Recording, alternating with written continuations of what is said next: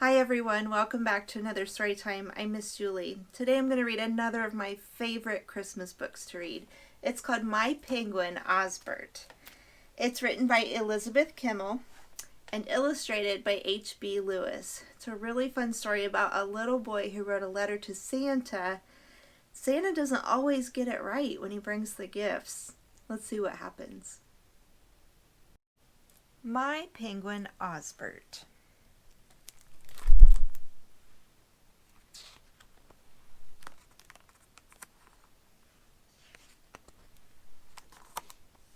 This year, I was very specific in my letter to Santa Claus.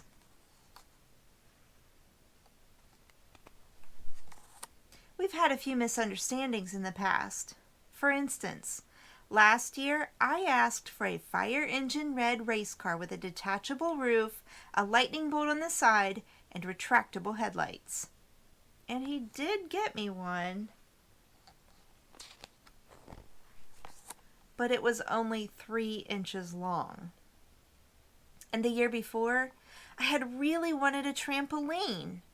I wasn't sure how to spell it, so in my letter, I just sort of described what I wanted.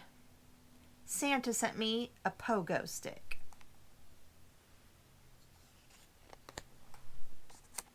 So this year, I was really careful. I wrote Santa a long letter and told him that I would like to have my own pet penguin. Not a stuffed penguin, but a real one from Antarctica. I told him my penguin should be 1 foot tall, white and black with a yellow beak, and his name should be Osbert. I included a drawing. I put extra postage on the envelope and sent it off a whole month early. Then I waited. When Christmas morning came, I was the first one downstairs. There he was. He was black and white with a yellow beak and exactly 12 inches tall. He was moving and breathing at everything. Around his neck was a tag. It said, "Hello, my name is Osbert." Santa had come through. I wanted Osbert to meet everybody. I wanted to take him to my room. Plus, I wanted to open my other presents. But Osbert really wanted to go outside and play. It was pretty cold and kind of windy too. There was a foot or two of snow on the ground and no sun. But I had asked for Osbert, and now I had him. So we went outside.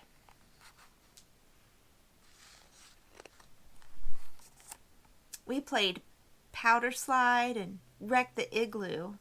We had snowball fights and made ice penguins.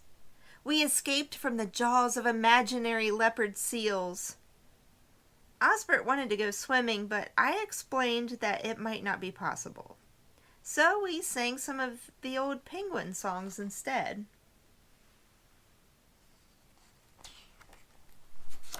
That night, I was ready to go straight to bed. We'd had such a big day. But Osbert wanted to take a bath. He filled the tub to the very top and we got in. Osbert unwrapped all the bars of soap and floated them around like icebergs. After a while, I had pruned fingers and my skin itched from all the soap. But I had asked for Osbert and now I had him. And Osbert liked playing in a cold bath.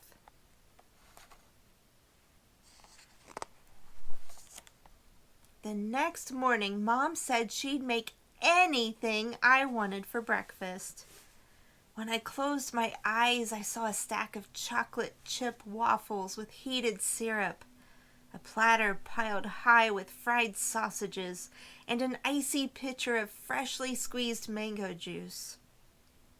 But Osbert doesn't like rich food, and he doesn't like hot food, and he doesn't like sweet food. Osbert wanted cold creamed herring with seaweed jam for breakfast. So that's what we had.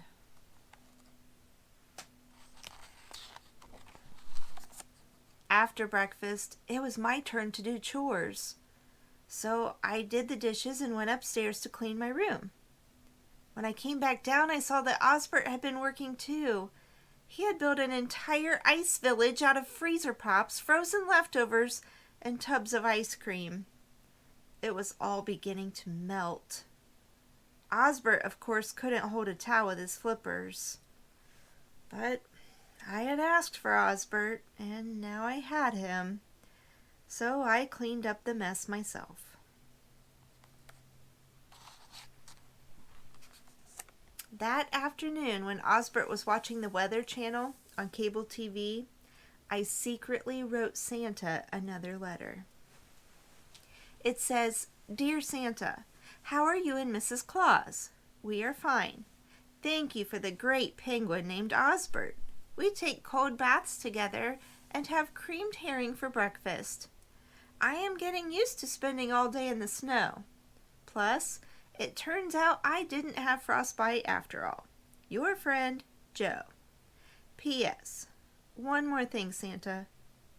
If you feel like maybe I should have asked for a different present and you want to swap, that would be okay."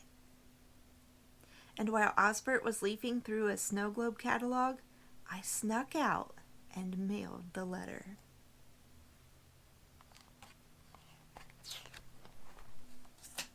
A couple of days later, I woke up to find a package at the foot of my bed. There was a tag with my name on it, signed Santa.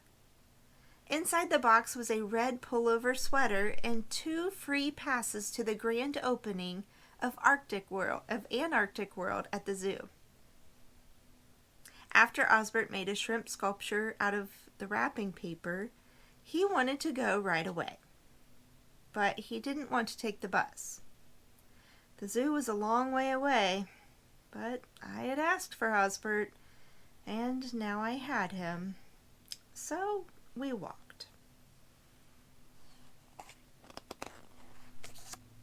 When we got to Antarctic World, Osbert headed straight for the Penguin Palace. There was a huge snowy hill with an ice slide leading down to a big pool. There were leopard seals painted on the walls. Tiny bergs of real ice were floating in the water. And the door opened in the wall, and a guy came out and started tossing creamed herring to all the penguins.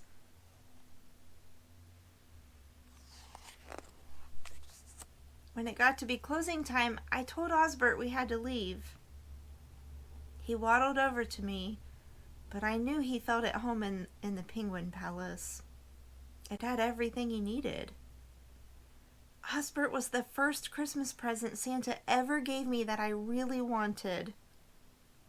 I had asked for Osbert, and I had gotten him.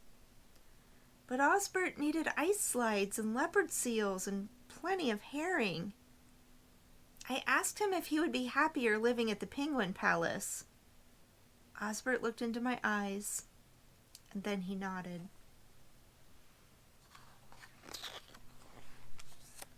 It's a little lonely at home without Osbert, and my new sweater itches my neck a little bit, right under my chin.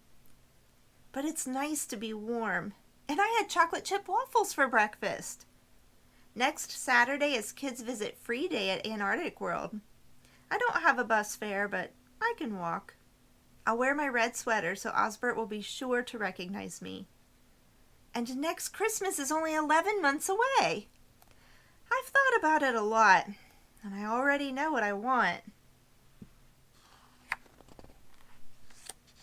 I'm sure I can't get into too much trouble with just one helicopter.